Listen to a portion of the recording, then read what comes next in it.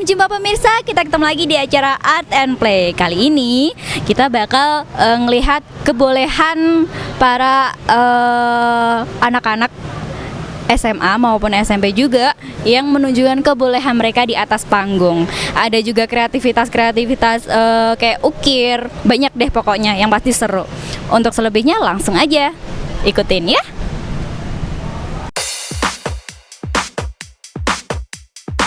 Di setiap sekolah pasti mempunyai kegiatan ekskul dan bentuk keterampilannya beraneka ragam, mulai dari olahraga, musik, atau aktivitas positif lainnya. Semua kegiatan didukung dan didampingi pihak sekolah atau guru pembimbing sehingga semua yang mengikuti menjadi lebih terarah. Banyak bakat-bakat yang dimiliki para siswa menjadi lebih tersalurkan dengan adanya kegiatan ekskul. Seperti kali ini, kita akan melihat sebuah kegiatan di atas panggung maupun di luar panggung, menampilkan kehebatan semua siswa sekolah menengah ke atas dari hasil kegiatan ekskul mereka.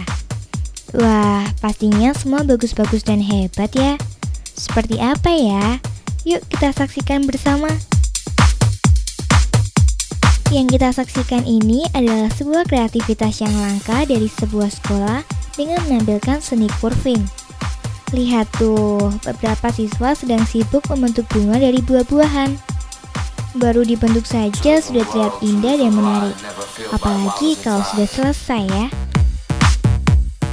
Seni curving adalah sebuah kegiatan yang menampilkan dekorasi dengan medianya buah-buahan atau sayur-sayuran. Bisa disebut juga seni rupa dengan media buah atau sayur. Yang terpenting dari seni ini adalah bagaimana membuat buah-buahan dibentuk menjadi indah dan menarik tanpa menghilangkan rasa dari buah itu sendiri.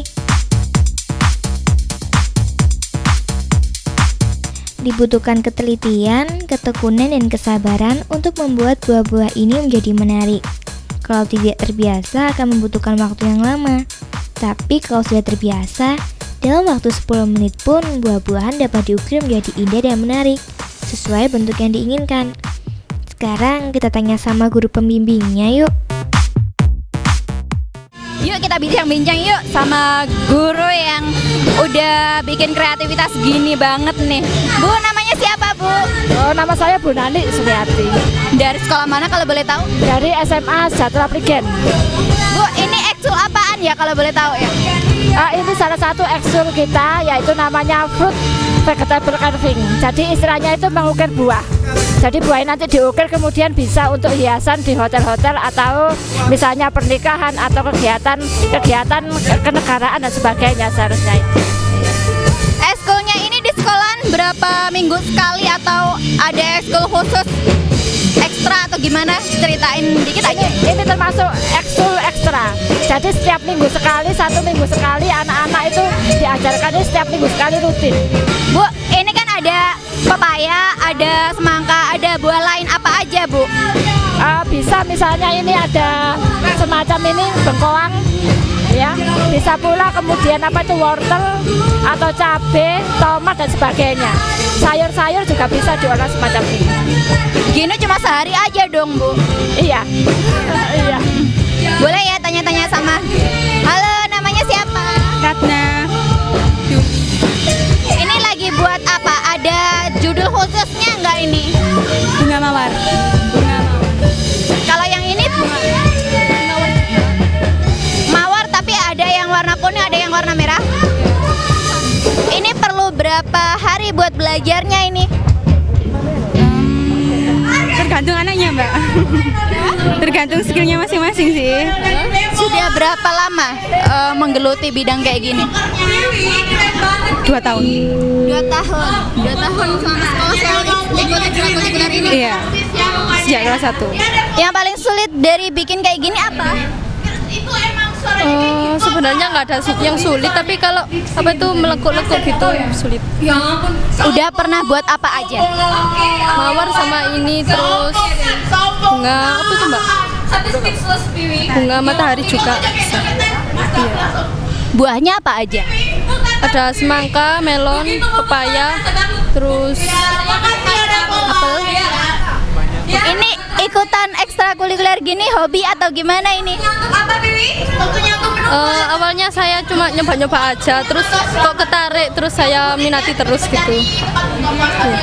Ya udah, semoga sukses ya. Itu tadi anak-anak yang kreatif banget ngukir-ngukir buah. Jadi ada macamnya, ada bunga mawar warna merah, ada bunga warna kuning juga, dan di sini pepaya yang diukir buah. Oke banget.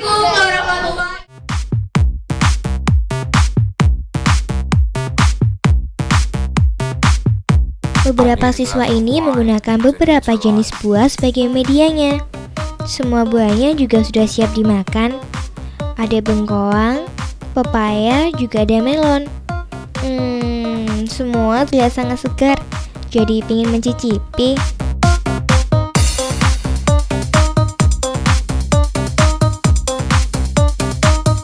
Bagaimana ya membuat buah ini terlihat indah dan menarik, tapi tidak menghilangkan selera makan kita? Perlu berapa lama ya bagi seorang pemula untuk membuat buah-buah ini sesuai bentuk yang diinginkan? Nah, sambil belajar cara membuatnya, saya akan bertanya-tanya sama ahlinya. Pemirsa, saat ini saya akan belajar tentang mengukir wortel. Mau jadi apa wortel ini? Belum tahu, makanya kita belajar. Pasti deh hasilnya bakal bagus. Tapi kalau saya yang belajar, gimana hasilnya? Kita lihat bareng ya. Pertamanya dikupas. Ya, dibuat kupas saja kenceng dulu, baru kita Megangnya? gini. Ini posisi tajamnya di sini. Iya. Nah, kita ukir seperti ini. Gini. Iya, hati-hati tangannya kena. Ini ya. Iya. Kita mau bikin bunga Kamboja. Bunga Kamboja. Iya. Oke. Dirapiin gini ya. Iya, rapiin. Sudah? Sudah. Oke. Kita bikin lubang di tengah. Bikin lubang di tengah. Ya. Kita tancapin di sini. Kita putar aja gini. Di sini ya. Iya. Daun enggak? Lumayan dalam. Bikin yang dalam. Ini kita harus bikin yang kalau bunga Kamboja itu harus bikin 5 kelopak. 5 kelopak. Iya, 5 kelopak. Jadi bagaimana kita membuat 1, 2, 3, 4, 5. Ya. Cara baginya? Kita buat cekungan dulu di gini 1. Ya. Sedikit aja. Cekungan. Iya. Gini ya. Iya. Oke. Kita bikin, kita tusuk gini, kita putar. Kita putar. Di bagian cekungan tadi. Iya. 1 aja. Belajarnya cuma bunga aja. Ada yang Pelan. biasanya ada Gini. ikan dan Kita bikin, nanti kita buka gini, baru akan kelihatan kelopaknya. carving ya. Nah, seperti ini, kita pakai ujungnya aja. Kita pakai ujungnya, Mbak pegangnya gini, Mbak Yok. Gini. Nah, gitu. Kita putar seret seperti ini. Nantinya akan membentuk kelopak sendiri. Di Pelan daerah aja. cekung tadi. Terus kita bikin lagi. Memang kalau mau bikin bunga ini, bahannya harus besar. Wortelnya harus yang besar, atau biasa kita pakai lobak. Jadi wortel yang putih. Ini. Oke, kita sudah bikin 4. Bikin lagi. Oke, baru kita rapikan. Kita cari bentuknya.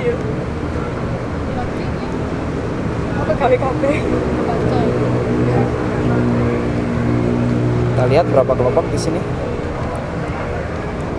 Waduh. 1, 2, 3, 4, 5. Jadi. Ini jadi. Baru kita ginikan. Kita lepaskan dari wortelnya. Nanti jadinya seperti ini. Kalau bahannya lebih besar, hasilnya akan lebih bagus. Nantinya ini nggak bisa dibuat sendiri gini, tapi harus dibikin untuk rangkaian di pot bunga. Jadi ini Jadi akan jadi beberapa rangkaian, bunga iya, gitu ya. jadi satu. Pemirsa, ternyata sulit banget. Aku aja sampai gak jadi. Dan buah wortel ini tadi jadi buah Kamboja. Bunga Kamboja. Di sini bunga Kamboja nggak cuma satu aja yang dibuat. Biasanya dibuat di apa? Biasanya kita untuk buffet, acara untuk prasmanan, meja prasmanan, tapi biasanya kan sekarang acara-acara khusus untuk tema bunga ini biasanya ada acara wedding, pernikahan, ulang tahun atau sama untuk anniversary silver wedding atau gold wedding seperti itu. Dari yang udah ada ini, untuk warnanya pernah nggak ada warna yang lain dari selain dari warna buah asli? Iya. Kita biasanya juga pakai pewarna untuk ini bentuk-bentuk yang putih, warna bahan-bahan yang putih pucat ini kita biasanya pakai pewarna. Pakai pewarna. Jadi pewarna makanan yang aman dan juga sesuai dengan yang biasanya dipakai di hotel-hotel atau di restoran. Jadi sudah dipastikan aman sama badan pengawas obat dan makanan. Jadi ini bisa dimakan? Bisa dimakan. Ya. Jadi intinya fruit carving ini adalah tidak hanya bisa memanjakan mata kita, tapi juga harus bisa memanjakan lidah kita. Jadi bagaimana kita sebelum makan buah-buahan yang segar, mata kita kenyang dulu. Jadi orang-orang biasanya wah kalau sudah lihat fruit carving, mereka sayang mau makan. Seperti itu. Biasanya cuma disimpan, baru nanti kalau sudah mulai layu, sudah mulai jelek baru dimakan. Seperti itu. Iya. Kan nikmatnya baru dibikin, setelah selesai dipajang baru dimakan. Biasanya seperti itu. Yang paling besar yang paling pernah dibikin apa? Paling besar dengan tema apa? Terus dia rangkaiannya apa aja gitu? Saya pernah bikin untuk tema untuk Imlek. Jadi Imlek saya pernah bikin didatangkan di tempat saya kerja didatangkan labu khusus untuk ukiran itu dari Thailand. Beratnya hampir sekitar 15 kilo. Tingginya hampir sekitar 1 atau 1,5 meter. Itu diukir jadi satu naga melingkar gitu. Seperti itu. Wow, keren ya. Menarik banget belajar kayak gini. Dan terima kasih atas bunga Kambojanya. Makasih ya Mas ya. Sama-sama. Sama-sama, yuk. Sampai ketemu lagi. Iya, menarik banget pemirsa. Ada yang ini dari bengkoang, ada juga dari wortel. Banyak banget buah-buah yang bisa dibikin ukiran-ukiran seperti ini. Menarik banget.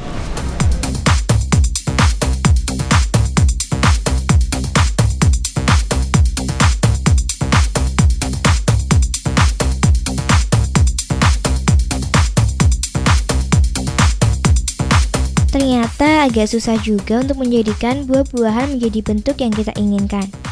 Perlu latihan dan bimbingan dari orang yang mengerti tentang curving. Bagi orang yang sudah mempunyai bakat dasar, pasti lebih cepat belajarnya. Waktu kita belajar pasti sering salah, tapi jangan patah semangat. Dari kesalahan tersebut, kita bisa lebih cepat belajar dan hasilnya juga lebih bagus.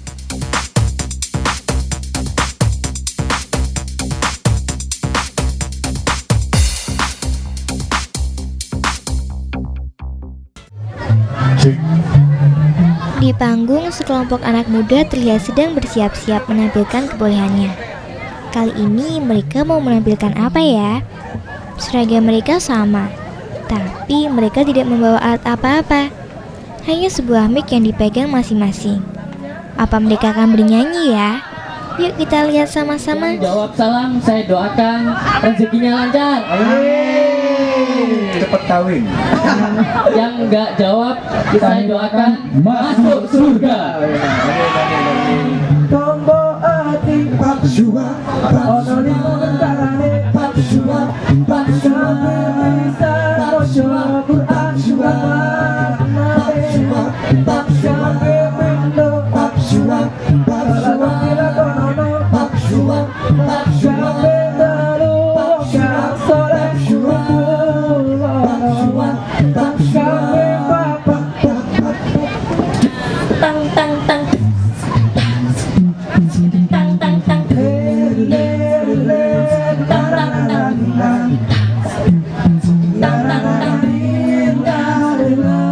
Nah, kalau yang satu ini namanya nasyid, yaitu seni olah vokal yang dilakukan secara grup dengan membawakan lagu-lagu bernuansa religi. Biasanya lagu yang dibawakan juga merupakan sebuah dakwah untuk menggugah hati para pendengarnya. Wah, kalau kita mendengarkan dakwah lewat lagu, pasti lebih cepat nangkapnya ya.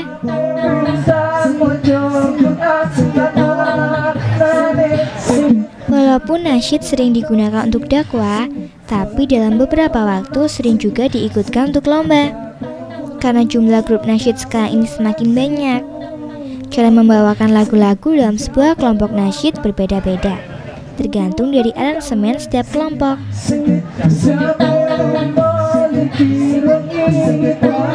Sekarang kita tanyakan yuk kepada guru pembimbing kelompok nasyid ini tentang kesiapan dan hal lainnya.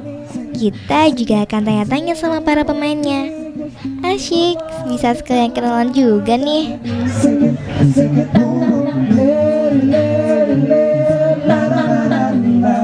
Ternyata tidak mudah ya untuk membuat sebuah grup nasyid yang kompak. Dibutuhkan waktu yang cukup lama dalam proses latihannya. Guru pembimbingnya pun harus bersabar untuk melatih mereka pada waktu-waktu tertentu. Lagu-lagu yang dibawakan juga biasanya disesuaikan dengan tema acara.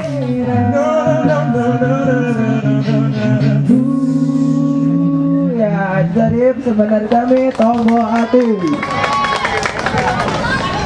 Nah, yang ini nih para penyanyi yang benar-benar oke di panggung. Kita tanya-tanya ya. Assalamualaikum, namanya siapa Pak? Saya Pak Fauzi, selaku penanggung jawab kegiatan ekstrakurikuler di Mantika Malang.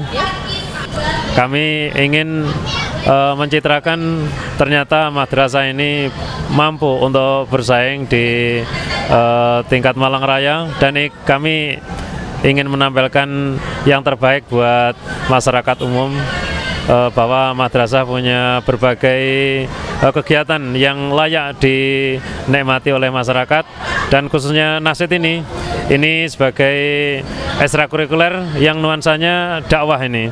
Jadi di situ lantunan-lantunan nadanya nada religi yang gunanya untuk media dakwah di masyarakat. Begitu ngeliat aku langsung ngefans loh Pak. Ya, gitu ya. Ini untuk persiapannya kayak gimana nih Pak?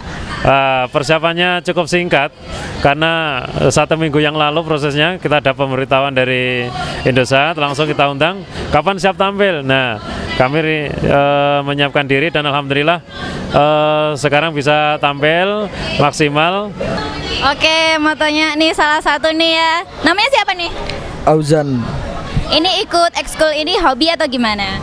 Ya kebetulan hobi, juga mempunyai bakat yang terpendam dan dimunculkan lewat nasyid ini. Pede ya. Terus ikut kayak gini udah berapa lama nih? Coba yang sebelah kanan. Dimulai dari kelas 1. Sekarang kelas? 10. Sekarang kelas 12. Berarti 2 tahun. 2,5 tahun. Ini bagian apa aja nih, mulai dari kanan nih? Kalau aku vokalnya Suara 2. Suara 1. bass, bariton. Oke, gitu. Terima kasih atas wawancaranya ya. Semoga sukses. Amin, amin.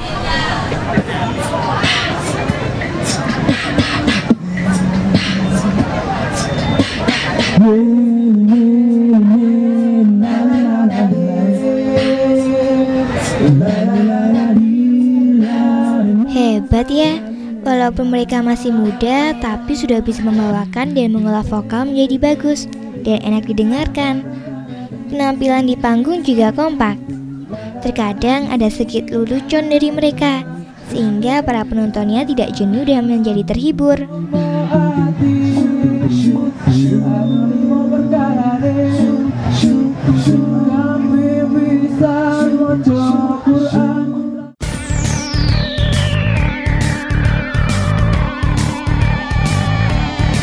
Ini adalah peralatan sound system untuk sebuah panggung. Peralatan yang digunakan sangat banyak dan semuanya merupakan perangkat berat. Terdiri dari bagian-bagian yang juga tidak dapat dipisahkan. Kabel, mixer, dan perlengkapan lainnya. Kalau tidak ada peralatan ini, maka sebuah panggung tidak akan bisa didengar dengan enak.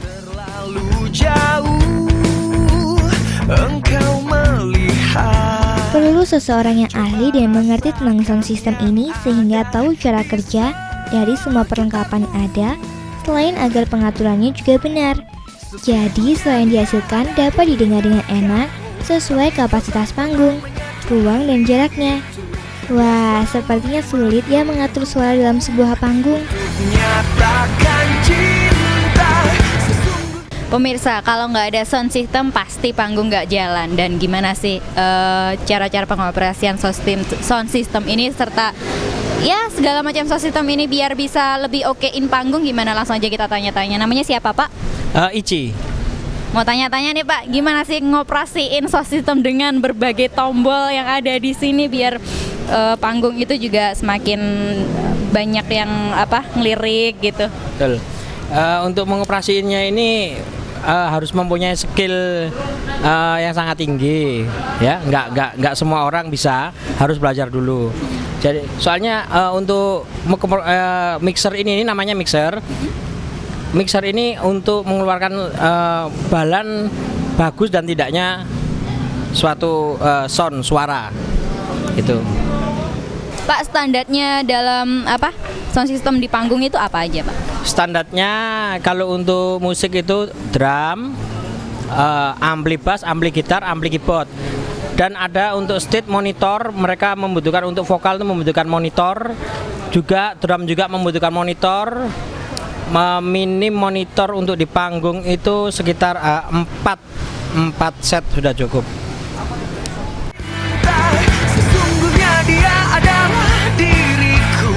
Sebenarnya dalam sebuah panggung masih banyak perlengkapan lain yang dibutuhkan.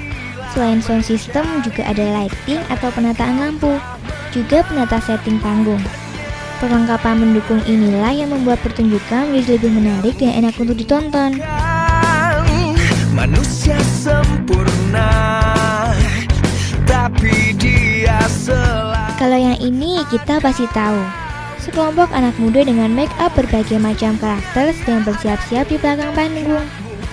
Benar sekali, mereka ini adalah sekelompok komunitas teater. Sepertinya kali ini mereka akan menampilkan sesuatu yang berbeda.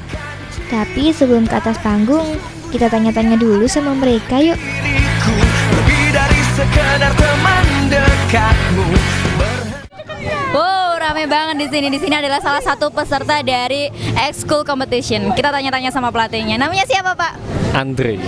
Dari SMA Brawijaya Smart School.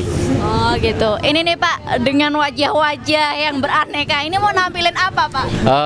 Ini rencananya menampilkan teater, ya pertunjukan teater tapi semi musikal. Nanti semacam opera gitu.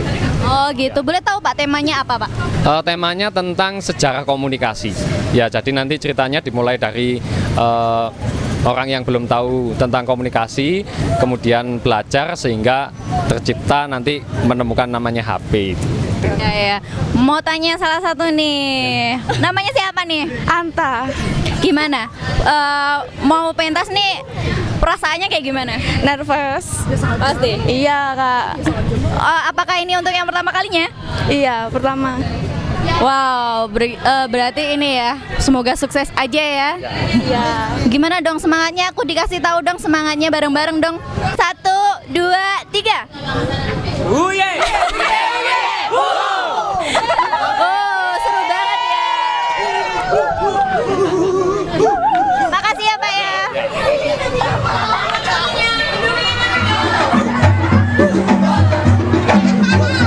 Wah, ramai sekali ya mereka.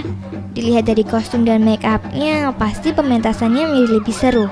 Apalagi mereka masih muda-muda. Sekarang yuk kita lihat aksi mereka di panggung.